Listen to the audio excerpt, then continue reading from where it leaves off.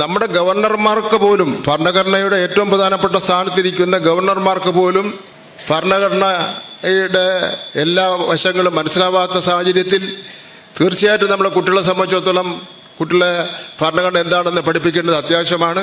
അതുകൊണ്ടാണ് ഭരണഘടനയുടെ ആമുഖം എല്ലാ പാഠപുസ്തകത്തിലും ഉൾപ്പെടുത്തുന്നതിന് വേണ്ടി കഴിഞ്ഞത്.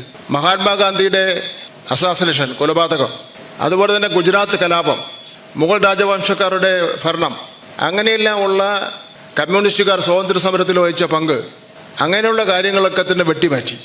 ആര് വെട്ടിമാറ്റി? കേന്ദ്ര ഗവൺമെൻറ്റിൻ്റെ കീഴിൽ പ്രവർത്തിക്കുന്ന NCERT വെട്ടിമാറ്റി. അവർ ആലോചിക്കുന്നത് ആ ചരിത്രമൊന്നും കുട്ടികൾ പഠിക്കാൻ വേണ്ടി പാടില്ല.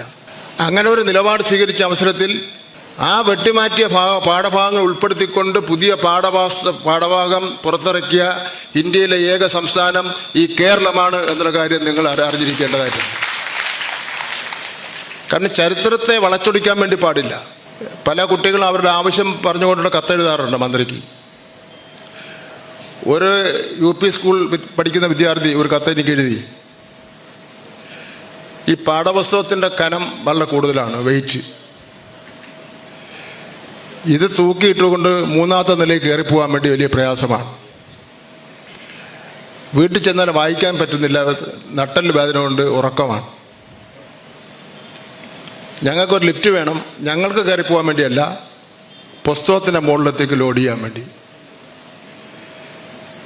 എനിക്ക് തോന്നി അത് ശരിയാണെന്ന് തോന്നി. അതിനുശേഷം എല്ലാ സ്കൂളുകളിലും ലിഫ്റ്റ് പുതിയ സ്കൂളുകളിലെല്ലാം ലിഫ്റ്റ് ഉണ്ട്. ഇപ്പം നിങ്ങൾക്കറിയാം, വയനാട് ജില്ലയിലെ ഒരു പാമ്പ് കടിയേറ്റ് മരിച്ച ഒരു കുട്ടി പഠിച്ച സ്കൂളുണ്ട്, കേട്ടിട്ടുണ്ട് നിങ്ങൾ? 5 കോടി രൂപ മുടക്കിയാണ് അവിടെ ഇപ്പോൾ കെട്ടിടം കെട്ടിയത്. ലിഫ്റ്റുള്ള സ്കൂളാണത്. അപ്പോൾ കുട്ടികളുടെ എല്ലാ നിലയിലുള്ള അവരുടെ ആവശ്യങ്ങൾക്ക് പരിഹാരം കണ്ടുകൊണ്ട് പോകുന്ന ഒരു ഗവൺമെൻറ്റാണ് കേരളത്തിലെ പിണറായി വിജയൻ്റെ നേതൃത്വത്തിലുള്ള ഗവൺമെൻറ് എന്ന് പറയുന്നത്. 55,000 ക്ലാസ് മുറികൾ ഹൈടെക്കിലാണ്. അത്യന്താധുനിക ശാസ്ത്ര സാങ്കേതിക സംവിധാനങ്ങളുള്ള 55,000 ക്ലാസ് റൂംസ് ഉണ്ട്.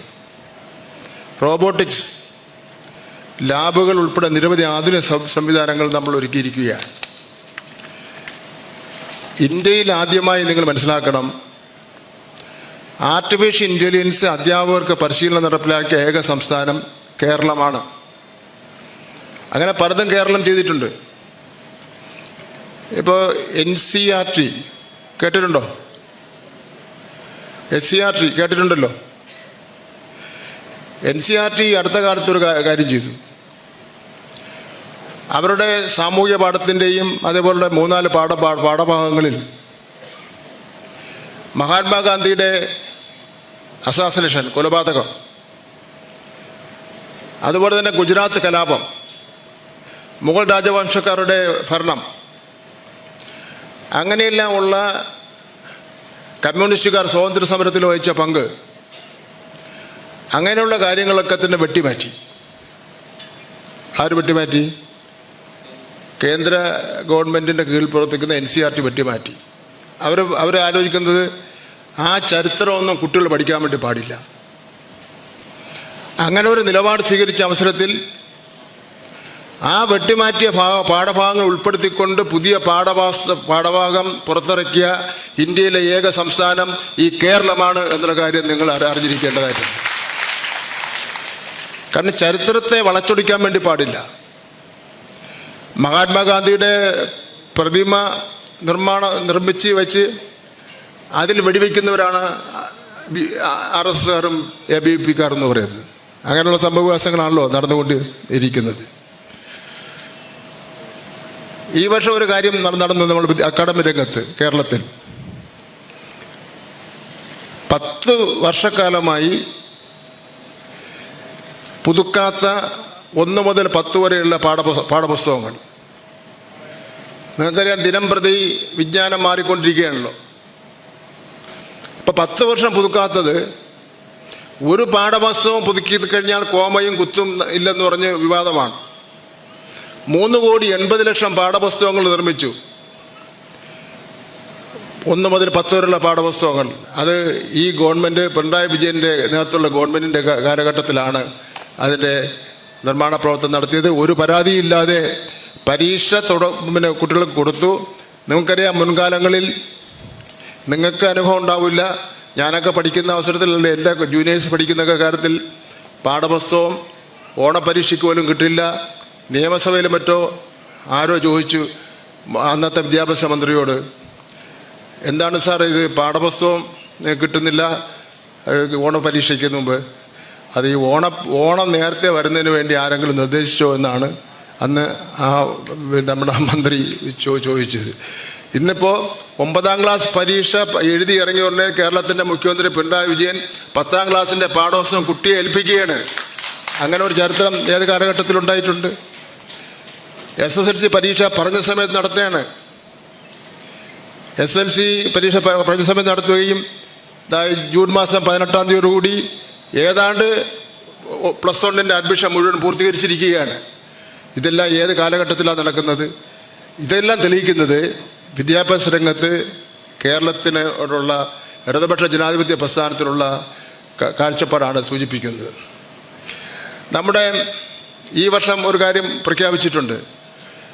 ഹയർ സെക്കൻഡറിയുടെ പാഠപുസ്തകം പുതുക്കി പണിയുന്നതിന് വേണ്ടി തീരുമാനിച്ചിട്ടുണ്ട്. പുതിയ പാഠപുസ്തകം +1-നും +2-നും നിർമ്മിക്കാൻ വേണ്ടി തീരുമാനിച്ചിട്ടുണ്ട്. നമ്മുടെ ഭരണഘടനയുടെ ആമുഖം എല്ലാ പാഠപുസ്തകത്തിലും ഉൾപ്പെടുത്തി വിദ്യാർത്ഥികൾക്ക് സാമൂഹ്യ ബോധം വളർത്തിയെടുക്കുന്നതിന് വേണ്ടിയാണ്. നമ്മുടെ ഗവർണർമാർക്ക് പോലും, ഭരണഘടനയുടെ ഏറ്റവും പ്രധാനപ്പെട്ട സ്ഥാനത്തിരിക്കുന്ന ഗവർണർമാർക്ക് പോലും ഭരണഘടനയുടെ എല്ലാ വശങ്ങളും മനസ്സിലാവാത്ത സാഹചര്യത്തിൽ തീർച്ചയായിട്ടും നമ്മളെ കുട്ടികളെ സംബന്ധിച്ചിടത്തോളം കുട്ടികളെ ഭരണഘടന എന്താണെന്ന് പഠിപ്പിക്കേണ്ടത് അത്യാവശ്യമാണ്. അതുകൊണ്ടാണ് ഭരണഘടനയുടെ ആമുഖം എല്ലാ പാഠപുസ്തകത്തിലും ഉൾപ്പെടുത്തുന്നതിന് വേണ്ടി കഴിഞ്ഞത്. അതുപോലെ തന്നെ വിദ്യാർത്ഥികളുടെ വിഷയത്തിൽ അവർക്ക് നല്ല പാണ്ഡിത്യം ലഭിക്കുന്നതിന് വേണ്ടി സബ്ജക്റ്റ് മിനിമം നടപ്പിലാക്കി.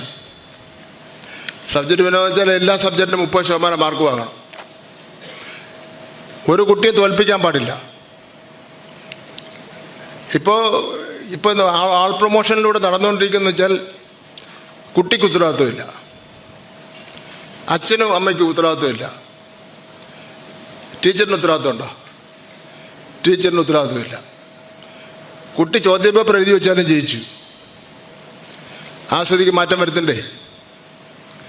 ആ മാറ്റം വരുത്തിയാണ് സബ്ജക്റ്റ് മിനിമം നടപ്പിലാക്കിയത്. അപ്പോൾ ഒരു പ്രശ്നം വന്നു. SFI അടക്കം പറഞ്ഞു കുട്ടികളെ തോൽപ്പിക്കാൻ വേണ്ടി പാടില്ല. അംഗീകരിച്ചു. ഇപ്രാവശ്യം പരീക്ഷ എഴുതിയപ്പം 80,000-ത്തിലധികം വരുന്ന കുട്ടികൾ തോറ്റു. ആ 80,000-ത്തിലധികം വരുന്ന കുട്ടികളെയും വീണ്ടും പഠിപ്പിച്ചു. 2 ആഴ്ച സമയമെടുത്ത് പഠിപ്പിച്ച് വീണ്ടും പരീക്ഷ എഴുതിപ്പിച്ചു. അവരെ മുഴുവൻ അടുത്ത ക്ലാസ്സിലെത്തേക്ക് പ്രൊമോഷൻ കൊടുത്തു. കുട്ടിക്കൊരു വിജ്ഞാനം ഉണ്ടായില്ലേ? കുട്ടിക്കൊരു മാറ്റം ഉണ്ടായല്ലോ. അപ്പം അതാണ് സബ്ജക്റ്റ് മിനിമം എന്ന് പറയുന്നത്. കൈറ്റ് വിക്ടേഴ്സ് ചാനൽ നിങ്ങളെല്ലാം പ്രയോജനപ്പെടുത്തുന്നതാണെന്ന് എനിക്കറിയാം.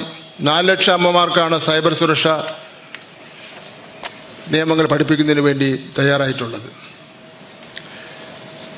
ഞാൻ കൂടുതൽ കാര്യങ്ങളിലേക്ക് പോകുന്നില്ല.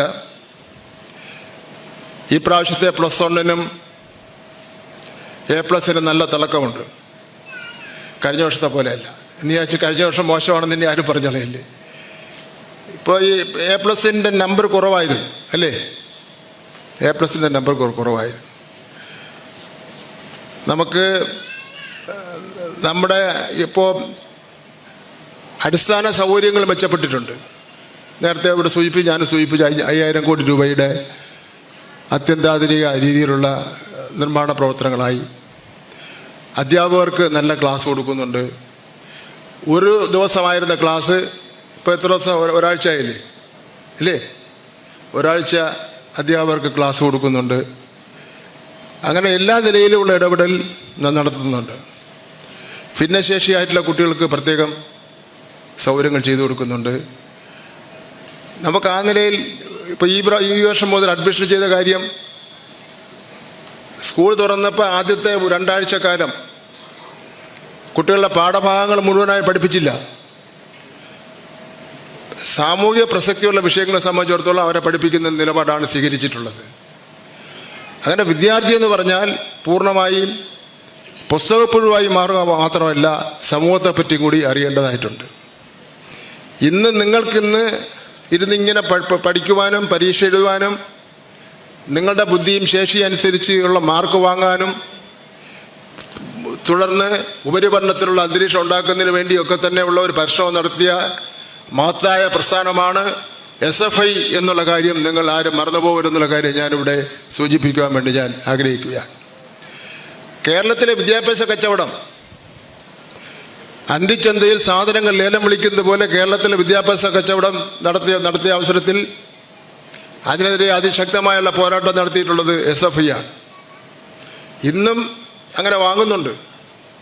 ഇപ്പോൾ 1-ാം ക്ലാസ്സിൽ SFIയുടെ നിലപാട് എന്താണെന്ന് എനിക്കറിയില്ല. 1-ാം ക്ലാസ്സിൽ എൻട്രൻസ് പരീക്ഷ, കൊച്ചു മക്കൾക്ക് 1-ാം ക്ലാസ്സിൽ എന്ത് എൻട്രൻസ് പരീക്ഷ? അത് ഞാൻ ഒരു തീരുമാനമായിട്ടൊന്നും പറഞ്ഞിട്ടില്ല. ഇൻസ്പിറേഷൻ ഓഫ് ഇന്ത്യ ആണ് എന്നുള്ള കാര്യം മാത്രം സൂചിപ്പിച്ചുകൊണ്ട് ഞാൻ ഈ സമ്മേളനം ഉദ്ഘാടനം ചെയ്ത് അറിയിക്കുന്നു. നന്ദി, നമസ്കാരം.